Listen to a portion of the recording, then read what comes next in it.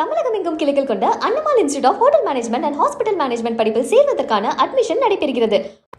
திருப்பத்தூர் மாவட்டம் வாணியம்பாடி அரசு மருத்துவமனை நுழைவாயிலில் இருந்து மருத்துவமனை கட்டிடம் செல்லும் வழியில் மழைநீர் தேங்கி சேரும் சகதியுமாக இருப்பதால் நோயாளிகள் கடும் அவதியடைந்து வருகின்றனர்.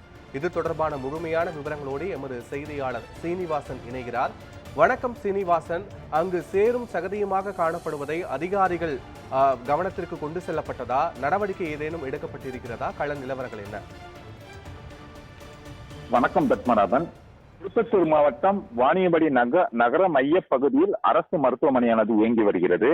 வாணியம்பாடி சுற்று வட்டார பகுதியில் உள்ள சுமார் 200க்கும் மேற்பட்ட கிராமங்கள் மற்றும் குக்கிராமங்களை சேர்ந்த நோயாளிகள் மற்றும் பொதுமக்கள் என நாள் ஒன்றுக்கு சுமார் 1000க்கும் மேற்பட்டவர் இந்த மருத்துவமனைக்கு செல்கின்றனர்.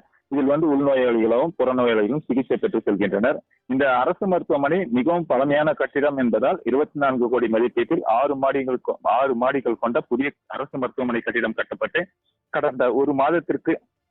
கடந்த மாதம் திருப்பத்தூர் மாவட்டத்திற்கு வருகை தந்த தமிழக முதலமைச்சர் அவர்கள் இந்த புதிய மருத்துவமனை கட்டிடத்தை திறந்து வைத்தார். இந்த நிலையில் இந்த மருத்துவமனைக்கு பழைய நுழைவாயிலிருந்து சுமார் 500 மீட்டர் தூரம் கடந்துதான் புதிய மருத்துவமனை கட்டிடத்திற்கு செல்ல வேண்டும். அந்த வழி மிகவும் குண்டும் குழியுமாக உள்ளது. இந்த நிலையில் தற்போது கடந்த 2 நாட்களாக பெய்த கனமழையின் காரணமாக தற்போது அந்த வழியில் குளம் போல் மழைநீர் தேங்கி சேரும் சகதியுமாக காட்சி அளிக்கிறது.